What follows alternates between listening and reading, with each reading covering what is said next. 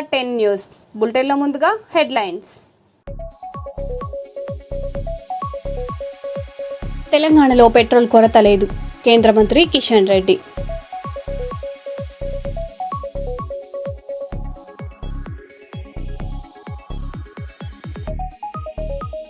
Police శాఖలో ఒక శకం ముగింపు, అసిస్టెంట్ కమాండెంట్ పి రవికిరణ్ పదవి విరమణ.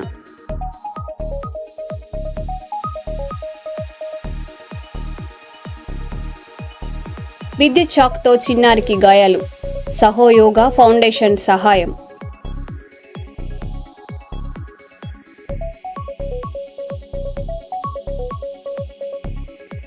తాగడానికి మంచినీళ్లు ఇవ్వండి మహాప్రభో. సూర్యాపేట జిల్లాలో తాగునీటి కొరతతో రోడ్డెక్కిన ప్రజలు.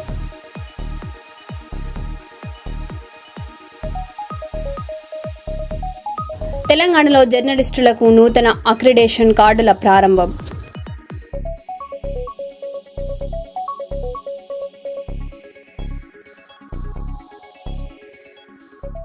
ఇక వివరాల్లోకి వెళ్తే, పెద్దపల్లి జిల్లాలో సిఐటియు పోరాటంతో సింగరేణి సంస్థకు బకాయిలు చెల్లింపులో కదలిక వచ్చినట్లు రాష్ట్ర ప్రధాన కార్యదర్శి తుమ్మల రాజారెడ్డి తెలిపారు.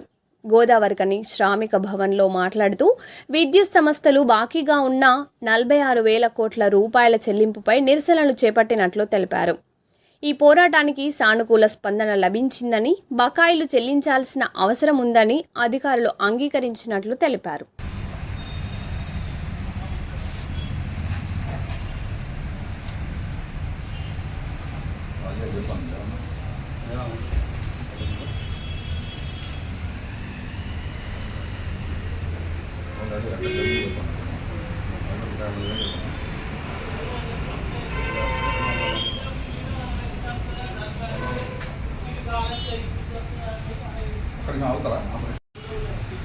ఇరవై 28వ తారీఖు నాడు జెన్కో ట్రాన్స్కో సంస్థల ముందు CITU Singareni calls employees union పెద్ద మొత్తంలో ధర్నా చేపట్టింది.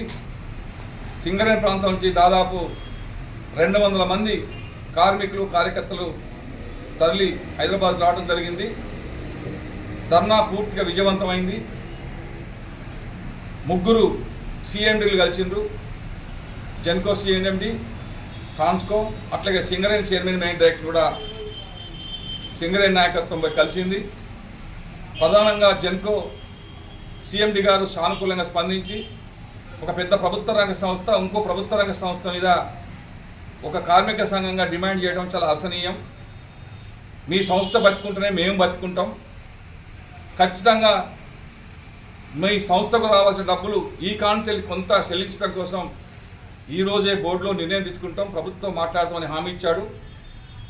ప్రధానంగా 200 కోట్ల రూపాయలు ప్రతి నెల ఇవ్వటానికి, సంవత్సరానికి కనీసం 2,000 కోట్లన్నా ఇక ముందు చెల్లించడం కోసం నిర్ణయం తీసుకుంటాం. మాకు కూడా అప్పుల భారం పెరుగుతూ ఉంది. మాకు కూడా నీటిపారుదల శాఖ నుంచి 33,000 కోట్లు రావాలి. అందులో ఎంత వస్తే అంత సింగరేణికి కేటాయిస్తాం. మేము కూడా ప్రభుత్వంతో అట్లాగే మా బోర్డులో కూడా నిర్ణయం తీసుకుని చెప్పి హామీ ఇచ్చారు. ఇది సానుకూలమైన వాతావరణం. ఆయన ఒరిజినల్గా వాస్తవాలు మాట్లాడినట్టు నాకు అనిపించింది. ఆ తర్వాత చైర్మన్ మెయిన్ డైరెక్టర్ సింగరేణి కూడా కలిసాం.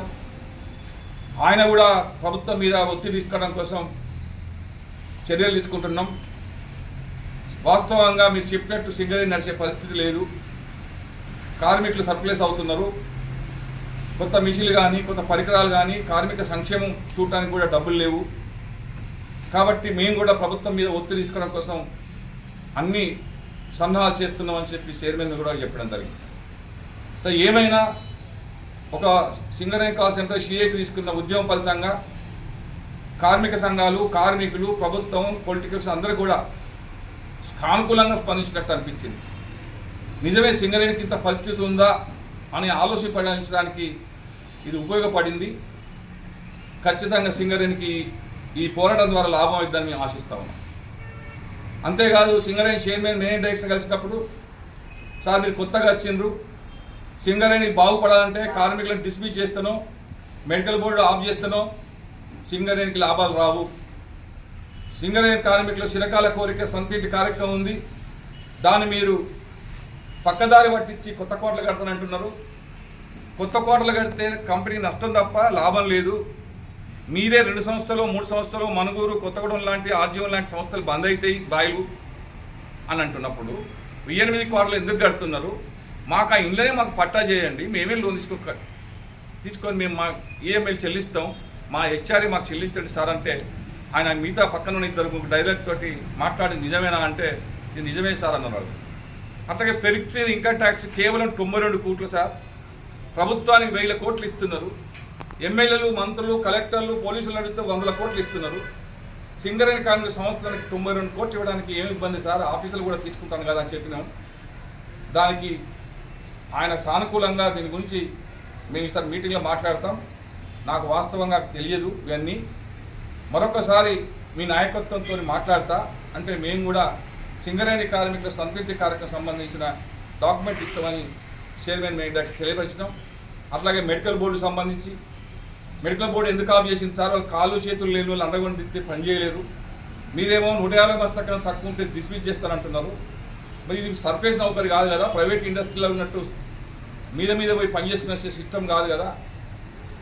అండర్గ్రౌండ్ పోయి 5-6 కిలోమీటర్లు పోవాల్సిన కార్మికులు గతలో చాలా జబ్బులు పడి యాక్సిడెంట్లు అయ్యి కాల్తీలు కూడా ఉట్టుకున్న వాళ్ళు ఉన్నారు. వీళ్ళు ఖచ్చితంగా మెడికల్ ఎంపీలు చేసి వాళ్ళ పిల్లలకు ఉద్యోగం ఇచ్చడానికి కోసం మీరు ఆలోచించాలని చెప్పినాం. అట్లాగే బినామీ పేర్లు చిన్న కారణాలు ఏమి లేకుండానే స్త్రీతి పేలైన పేరుతోటి 100 మందిని ఆపేసిండ్రు.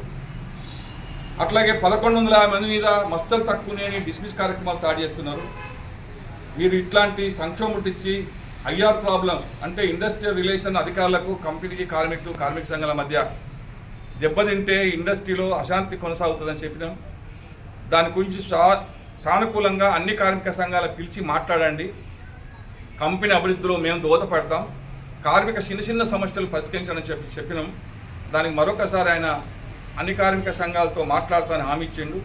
ఇదే సందర్భంలో ఐఎన్టీసీ నాయకులు అక్కడే కలిసిండ్రు.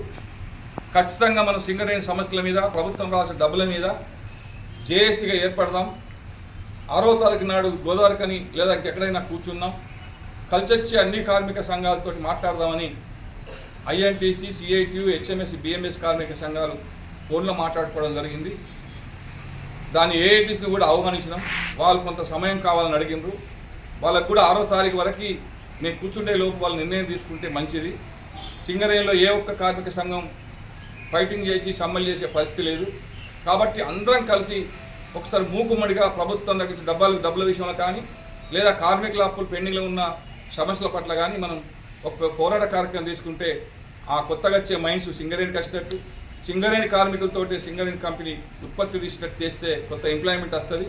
అందుకని ఇవన్నీ కూడా సానుకూలంగా స్పందించాలంటే ఐక్య ఉద్యమాలే శరణ్యం. అందుకే ఐక్య ఉద్యమాలకు శ్రీకారం చుట్టి మే నెలలో ఖచ్చితంగా నిర్ణయం తీసుకొని కంపెనీకి ప్రభుత్వానికి ఆల్టిమేటం ఇచ్చేసి కంపెనీ కార్మికులందరికీ కూడా ఒక ఆశ కల్పించి మన హక్కులు నిలబెట్టుకోవడం కోసం ప్రయత్నం అన్ని కార్మిక సంఘాలు తీసుకుంటాయని, మా పోరాటం వల్ల ఇవాళ కొంత సానుకూలత వచ్చింది. మేమేం మా ఒక్కరి ఘన విజయమని చెప్పుకోవట్లేదు, ఇది అందరి ఘన విజయంగా కార్మికులు అందరూ సహకరించడం వల్లనే గేట్ మీటింగ్లో చైతన్యం చేయడం ద్వారానే అధికారులు, పోలీసులు, ప్రభుత్వం కూడా ఒక రకంగా దీన్ని పాజిటివ్గా తీసుకోవడం వల్లనే ఇది చర్చకు దారితీసింది. రాబోయే కాలంలో ఇట్లాంటి ఉద్యమాలు చేయాలని చెప్పి అన్ని కార్మిక సంఘాలకి సిఐటిగా విజ్ఞప్తి చేస్తా ఉంది. కర్నూలులో నూతనంగా సన్ గ్లోబల్ స్కూల్ను ఘనంగా ప్రారంభించారు. కల్లూరు వెంకటాచలపతి నగర్లో ఏర్పాటు చేసిన ఈ పాఠశాలలో ప్లే స్కూల్ నుంచి 5వ తరగతి వరకు విద్య అందించనున్నట్లు నిర్వాహకులు తెలిపారు. విద్యార్థులకు నైతిక విలువలు, వ్యక్తిత్వ వికాసంపై ప్రత్యేక దృష్టి పెట్టాలన్నట్లు వెల్లడించారు.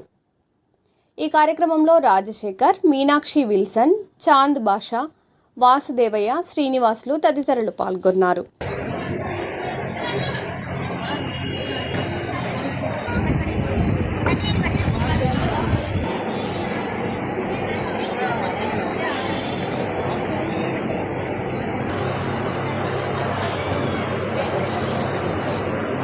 Inauguration of this Sun Global School today, I would like to request Chandu Basha sir, the senior most correspondent to Sun Global School, and ఇక్కడికి వచ్చిన పెద్దలందరికీ వెల్ విషర్స్ అందరూ కూడా తయారు చేసినప్పుడే ఆ స్కూల్కి మంచి పేరు వస్తుంది అనేది నా అభిప్రాయం. ఇది తర్వాత కాంపోనెంట్ కానీ లేదా సంబంధిత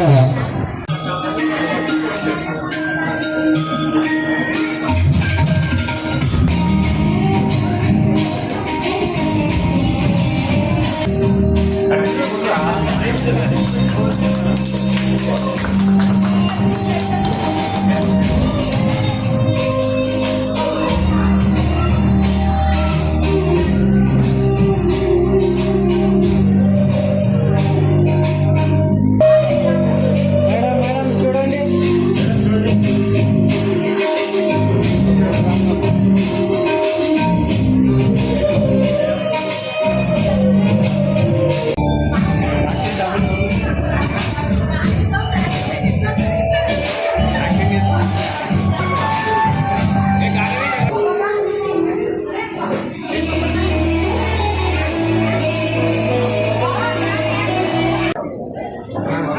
రెడీ చూడమ్మా, అందరు ఇక్కడ చూడమ్మా. Ready, smile. అట్లా ఉండండి. రెడీ.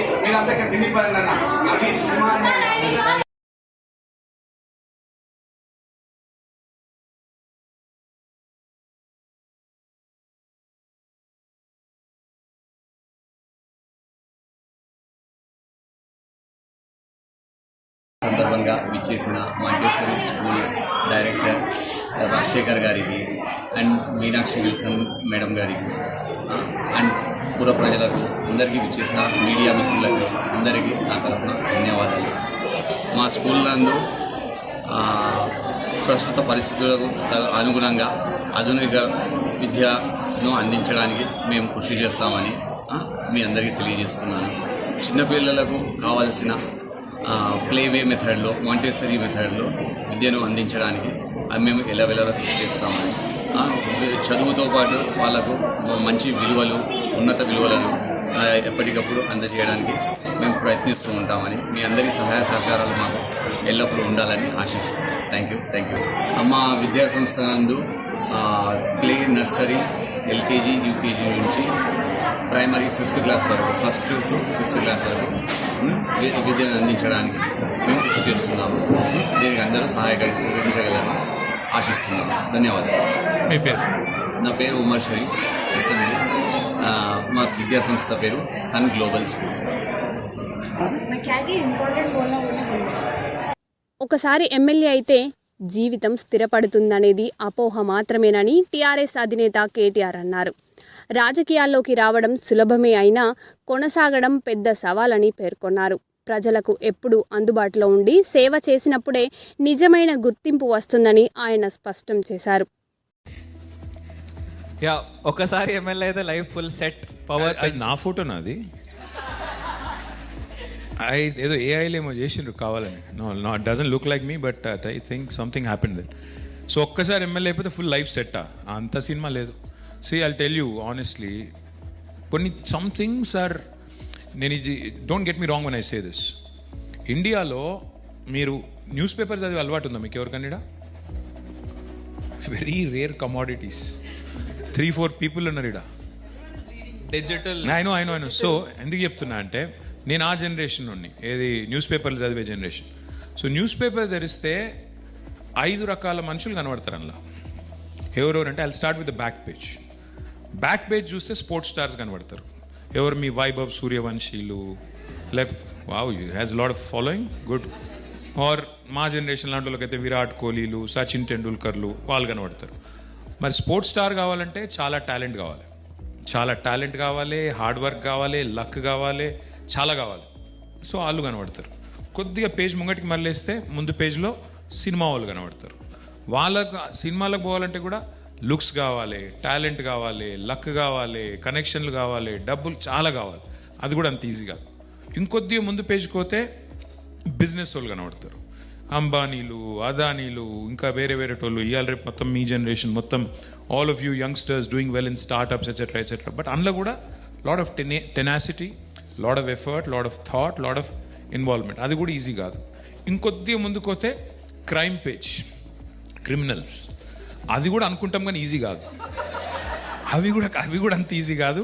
రిస్క్ తీసుకోవాలి, దెబ్బతింటే మళ్ళీ జైలుకి పోతాం, ఇట్లాంటివన్నీ ఉంటాయి. లాస్ట్ ఫ్రంట్ పేజ్కి వస్తే ఏంటంటే మొత్తం పొలిటీషియన్స్ ఉంటారు. ఇప్పుడు ఏమైపోయిందంటే మన దేశంలో ఆ 4 చేయాలంటేనేమో టాలెంట్ కావాలి. ఏది? సినిమా అయినా, స్పోర్ట్స్ స్టార్ అయినా, బిజినెస్ మ్యాన్ అయినా, క్రైమ్ అయినా. ఒక్క పొలిటీషియన్కి ఏం అవసరం లేదు, టాలెంట్ లేదు, ఏం లేదు. ఎంట్రీ బ్యారియర్స్ ఆర్ ఎక్స్ట్రీమ్లీ లో.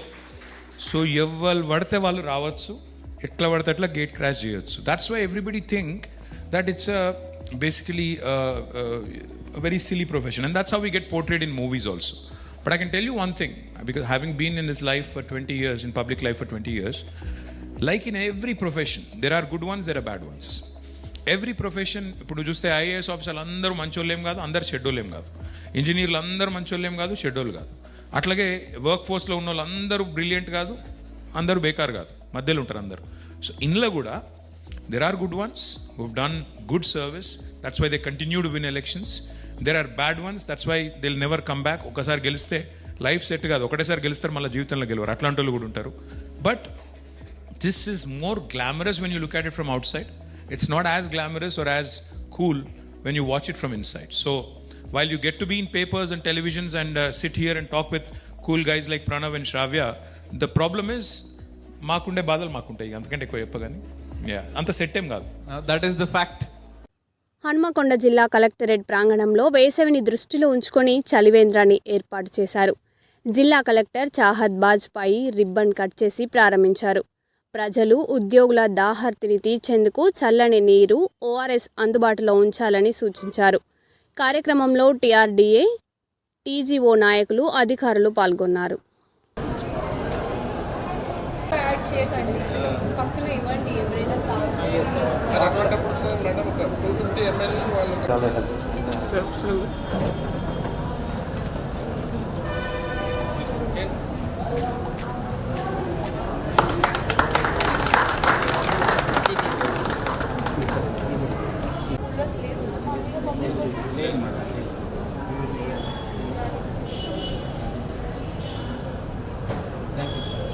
కొత్తగూడ మండలం మాసంపల్లిలో విద్యుత్ షాక్తో చిన్నారి కావ్యశ్రీకి తీవ్ర గాయాలయ్యాయి.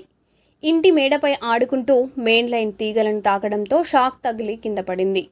వెంటనే 108 వాహనంలో నర్సంపేట ప్రభుత్వ ఆసుపత్రికి తరలించారు. అనంతరం హన్మకొండలోని ఆసుపత్రిలో చికిత్స అందిస్తున్నారు. ఈ సందర్భంగా సహయోగ్ ఫౌండేషన్ నుంచి కావ్యశ్రీ పాపకి 8,600 Padmaja madam, head master, సహయోగ్ foundation సభ్యురాలు, సహయోగ్ ఫౌండేషన్ తరపున సహాయం అందించడం జరిగింది.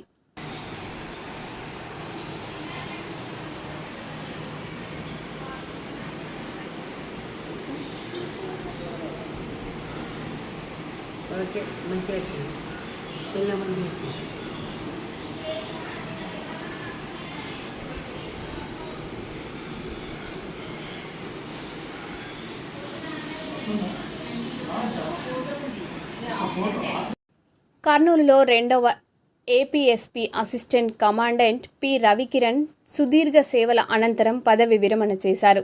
35 ఏళ్ల సేవలో గ్రైహోన్స్, ఆక్టోపస్ వంటి కీలక విభాగాల్లో పనిచేసి విశేష సేవలు అందించారు. సన్మాన సభలో మాట్లాడుతూ వ్యవస్థకు గౌరవం కాపాడడమే తన లక్ష్యమన్నారు. అధికారులు, సిబ్బంది, కుటుంబ సభ్యులు ఆయనను ఘనంగా సత్కరించారు.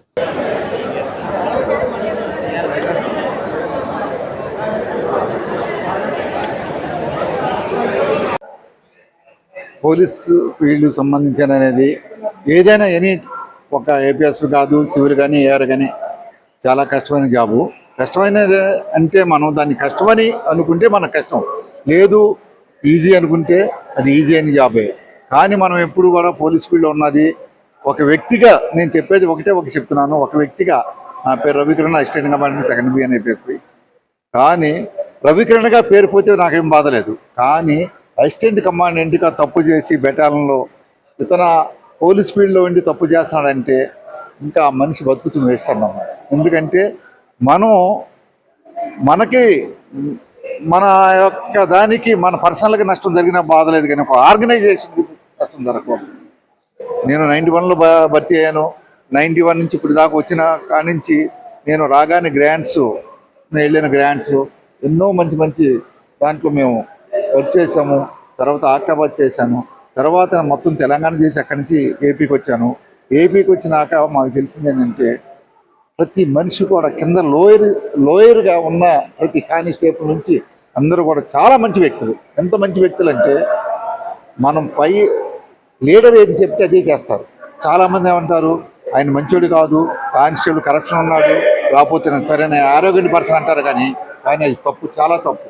ఎందుకంటే మన లీడర్ ఎలా ఉందంటే ఆ మనిషి కూడా అలాగే చేస్తాడు. నేను నేను వెళ్ళి నాకు ఏదైనా ఆశించి నేను తప్పు చేయాలని అనుకుంటే, నా ఈ డబ్బులు సంపాదించాలనుకుంటే వాళ్ళకి చెప్పి వాళ్ళు ప్రొవోకేట్ చేసి వాళ్ళ ద్వారా సంపాదించుకోవడం తప్ప వాళ్ళు తప్పు అనేది ఎట్టి పరిస్థితుల్లో చేయరు. మనం కరెక్ట్గా ఉంటే వాళ్ళు మన కింద ఉన్న వాళ్ళు 100 రెట్లు అంతకన్నా ఎక్కువ రెట్లు కరెక్ట్గా ఉంటారు వాళ్ళు అన్నమాట. కాబట్టి లీడర్ కరెక్ట్గా ఉంటే అలా ఉంటుంది. ముఖ్యంగా చెప్పాలంటే మీకు తెలుసు, బెటాలియన్ గురించి అందరికి కూడా తెలుసు.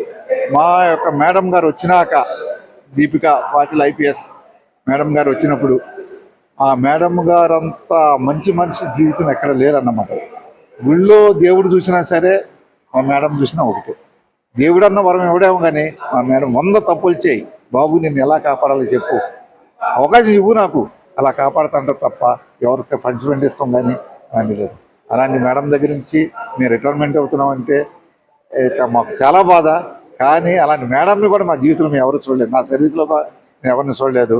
అట్లాగనే ఈ రిటైర్మెంట్ మీరు చెప్పారు కాబట్టి ఎంత కష్టం ఉంటుంది అనేది భార్య పిల్లలకు వదులుకుని చాలా దూరం చేయాల్సింది. నేను ఒక రకంగా చెప్పాలంటే నెలలో 2 months కూడా 2 days ఇంట్లో ఉన్న రోజులు ఉన్నాయి.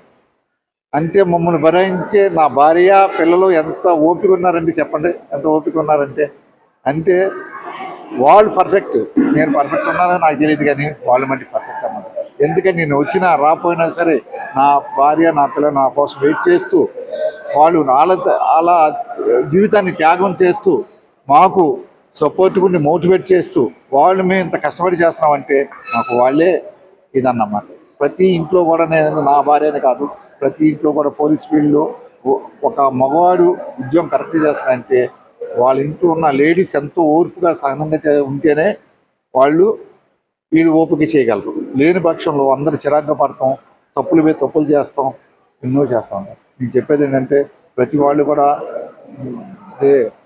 అదే మానవ సేవే మాధవ సేవ అన్నట్టు ప్రతి వాళ్ళు కూడా మనం ఏం చేయాలంటే మనం ఎదుటి వాళ్ళు మనకేం ప్రతిఫలం ఇస్తున్నామని మనం చూడకూడదు. మనం ఎదుటి వాళ్ళకి హెల్ప్ఫుల్గా ఉండాలి, సహాయం చేయాలి. అందుకే సహాయం చేసి నా డబ్బులు తీసుకెళ్ళి ఏమిట్లా, కానీ ఆయనకున్న హక్కులు దేని ప్రకారం ఉందో దాన్ని మనం చూసుకుని ప్రతి మనిషిని మనం మానవత్వంగా మంచిగా చూస్తే ఏ మనిషి అయినా హ్యాపీగా నిన్ను ఒక దేవుళ్ళలాగా చూస్తారు. అంతే, నిన్ను దేవుళ్ళలాగా చూడాలా, దెయ్యంలాగా చూడాలా అనేది నీ యొక్క క్యారెక్టర్ని బట్టి ఉండదు.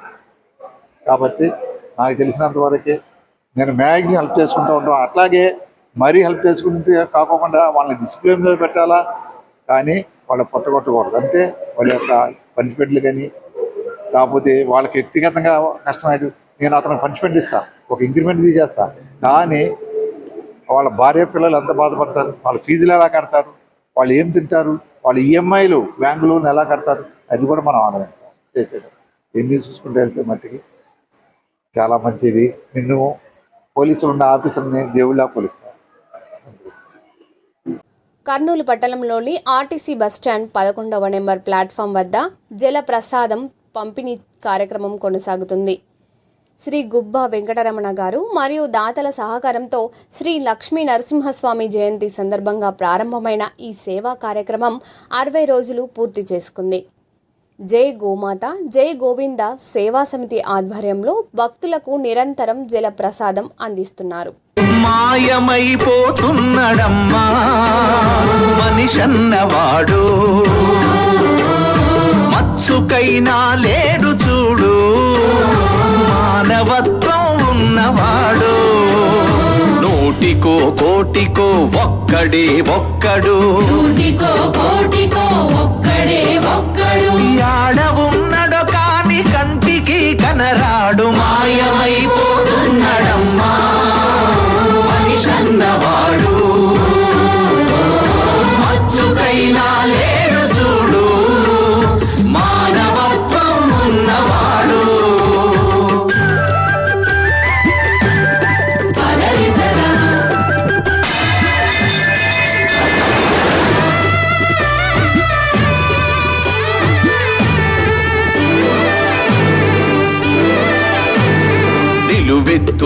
స్వార్థము నీడలాగొస్తుంటే చెడిపోక ఏమైతడమ్మా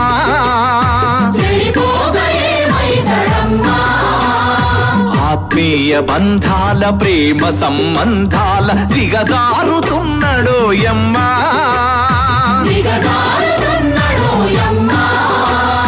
అవినీతి పెనువాసె అంధకారములోన చిక్కిపోయి రోజు శిథిలమవుతున్నాడు మాయమైపోతున్నాడమ్మా మనిషన్నవాడు మచ్చుకైనా లేడు చూడు మానవత్వం ఉన్నవాడు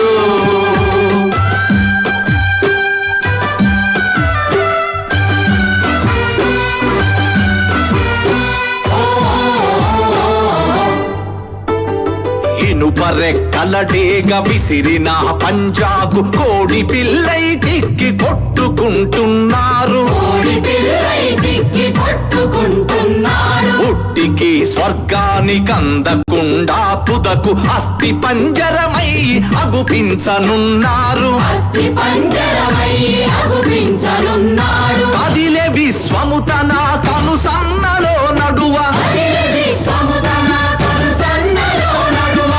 బొమ్మలెగరేసి కాల గమనములోన మాయమైపోతున్నాడమ్మా మనిషన్నవాడు. మరే బులెటిన్లో మళ్ళీ కలుద్దాం. Stay tune.